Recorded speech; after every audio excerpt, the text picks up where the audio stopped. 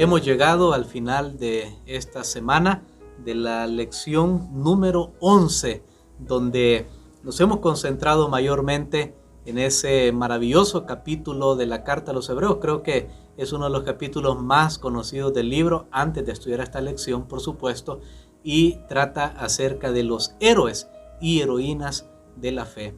Personas que confiaron en Dios a pesar de las circunstancias y que fueron aprobados, pasaron sufrimientos, pasaron dolores, al igual que los primeros creyentes estaban pasando también, pero siempre podemos conseguir motivación y animarnos unos a otros, especialmente porque todas estas cosas que han sido escritas en la palabra de Dios son especialmente para los que hemos llegado al final de los tiempos. Así que alabemos a nuestro Señor. Tenemos aquí la historia sagrada que nos ayuda, porque lo que está viniendo, mis amigos y mis hermanos, no tiene comparación con el pasado.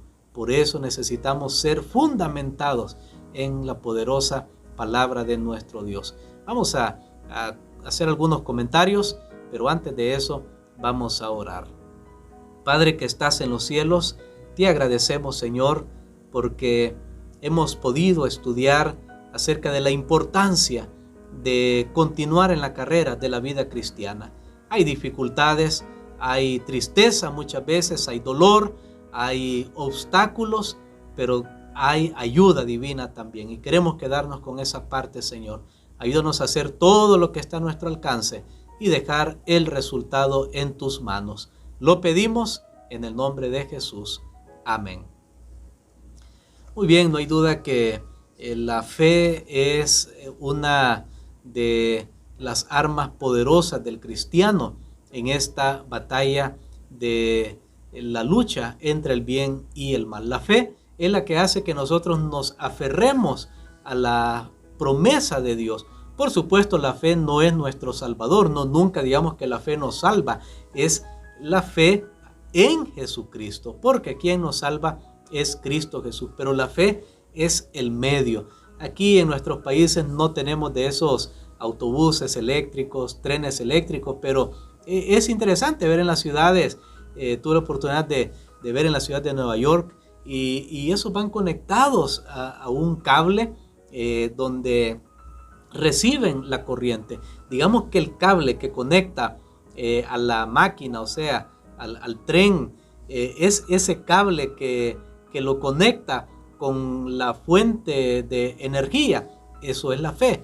O sea, si eso falla, o es como tenemos nuestros teléfonos, tenemos todos los aparatos electrónicos y los desconectamos de la fuente de poder, entonces definitivamente no van a funcionar. Pues así pasa en la vida cristiana. Cuando no tenemos fe, no vamos a funcionar, no vamos a poder operar, no vamos a poder avanzar, porque esta vida requiere la fe, Sin fe es imposible llegar a la meta, imposible agradar a Dios, y esto es muy importante que lo consideremos. A veces nos preocupamos por tener un montón de cosas en nuestras vidas, nos preocupamos a veces en la iglesia por varios programas, pero nos olvidamos de cultivar nuestra fe, que al final la fe yo la he podido comparar. Tal vez una de las mejores definiciones es como el adhesivo que traen las calcomanías, que traen esa pega que hace que se pueda adherir a la superficie. Eso es la fe, es lo que nos une íntimamente con Dios, es lo que se aferra a las promesas de Dios, y que usted diga: yo me planto aquí en esta palabra de Dios porque Dios lo ha prometido, así que yo voy a seguir adelante. Eso es la fe y es tan necesaria. Tal vez algunas de las lecciones que hemos podido aprender esta semana acerca de la importancia de la fe, en primer lugar, es que la fe nos hace dar lo mejor de nosotros mismos. La fe nos hace seguir en la carrera, a pesar de que muchas veces, tal vez mentalmente o físicamente, usted dice: no, ya no quiero continuar en esta carrera. Se dice que los atletas de alto rendimiento, ellos tienen lo que se llama el último aire, el último aliento. Tal vez la traducción que estoy usando no es la más correcta, pero tienen eso es para describir que los atletas tienen eso que ya no tenemos nosotros, que nos dicen, corre 10 kilómetros, pues ya al kilómetro 5 decimos, no, ya no tengo aire. Pero los atletas tienen, aún para llegar a la meta, hacen su último esfuerzo, tienen algo más. Ahora, por supuesto, eso lo han conseguido a través del entrenamiento físico, pero también el entrenamiento mental, porque a veces el problema es mental. Pues la fe nos hace dar lo mejor. Cuando usted ve que todos se están abandonando y dice, pues yo también voy a abandonar, ¿para qué me voy a quedar solo? Allí usted toma un aire fresco de la fe y sigue adelante en la carrera. La fe nos hace dar lo mejor aún nuestra propia vida, porque tener fe no siempre significa que las cosas van a salir como queremos, y esto es algo que cuesta expresarlo, o más bien es fácil expresarlo, pero cuesta vivirlo. De hecho, cuando vamos a Hebreos 11, ahí nos dice, todos estos murieron en la fe. Noten, pareciera una contradicción. Murieron, pero tenían fe. Sí, porque ellos eran peregrinos y extranjeros. Ellos estaban buscando una patria mejor, pero murieron. Entonces Dios no los libró a ellos. Claro que los libró de la muerte eterna, pero la primera muerte, la muerte física, llegará para todos mientras Cristo no ha venido a esta tierra. Es algo que tenemos que considerar muy importante. En segundo lugar, quisiera destacar de la lección de esta semana, la fe acepta lo que no se entiende. Lo que no se entiende. Aunque la fe tiene un componente intelectual de creer, sin embargo, cree. Como decíamos en el caso de Moisés, creyó en lo invisible. O sea, ¿cómo creer en lo que no ve? Bueno, él creyó. Es como esta enfermedad de COVID. Llamaba la atención que muchos dicen, Dios no existe. ¿Y por qué? Porque no lo veo. Pero el COVID sí existe, aunque no lo veo. Pero es que ese puede llevarse al laboratorio y hemos visto la fotografía. Pues Dios no puede ser llevado al laboratorio, pero un día está viniendo a esta tierra donde Dios va a manifestar su presencia. Para ese momento debemos estar preparados. Por ahora debemos creer por fe.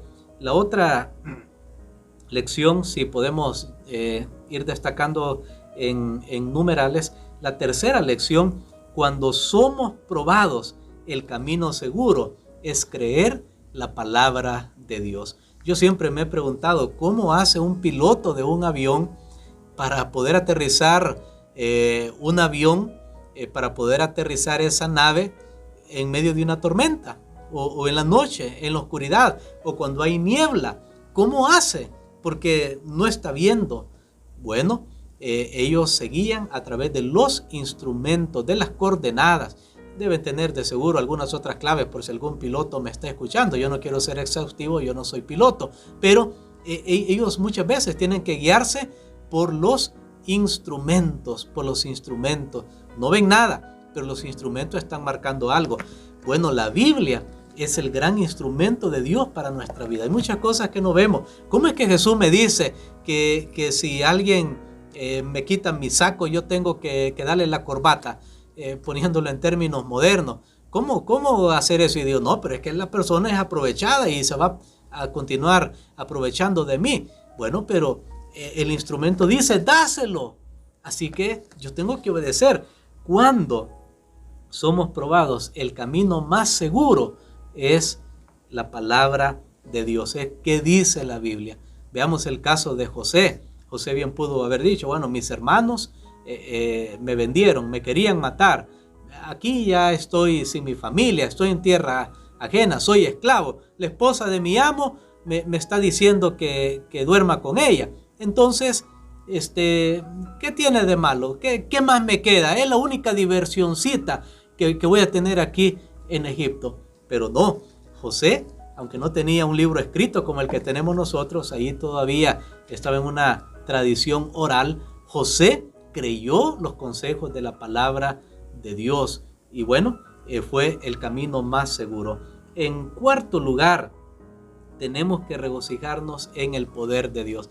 Es cierto, aunque hemos estado hablando de sufrimientos, de pruebas, como los primeros creyentes, aquellos a quienes fue dirigida la carta a los hebreos, aunque hemos estado diciendo hay lucha, tampoco es que vamos a vivir un cristianismo pesimista y todo es sombrío, todo es gris, todo es problema. No, hay que regocijarse. La Biblia dice: regocijaos en el Señor siempre. Si en esta vida tú y yo no encontramos una razón terrenal para regocijarnos, levantemos nuestra mirada al cielo y siempre habrá una razón para regocijarse. Y en quinto lugar, paciencia. Es un elemento que yo creo que tiene que ser destacado, porque todos estos hombres y mujeres de fe necesitaron tener paciencia. A veces Dios no va a responder las oraciones en el momento que nosotros creemos adecuado o correcto,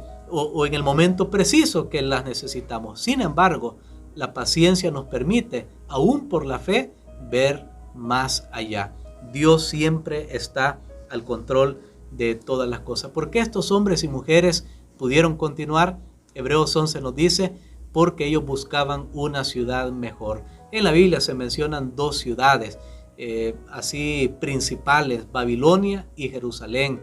De hecho, el concepto de ciudades inició con Caín. Si ustedes van de regreso allá al libro de Génesis, parece que él fue el constructor de las primeras ciudades, y de ahí las ciudades vienen con una connotación negativa. De hecho, en los días de Pablo estaba el concepto de ciudad que tenían los judíos, los griegos y los estoicos. Y lo que la Biblia hace, bueno, para los judíos siempre Dios era central, al menos en teoría, en la ciudad.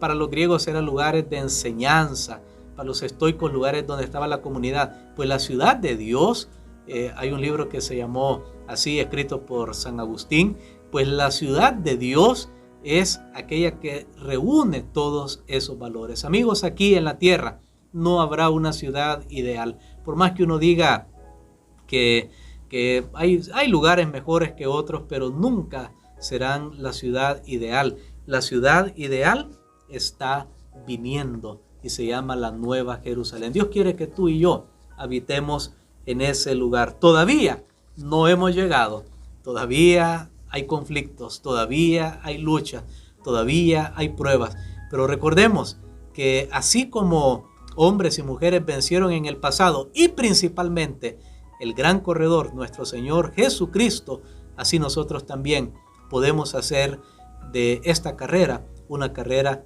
victoriosa hasta llegar a la meta final. Que Dios nos ayude, animémonos unos a otros, porque el día de llegada a la meta está muy cerca.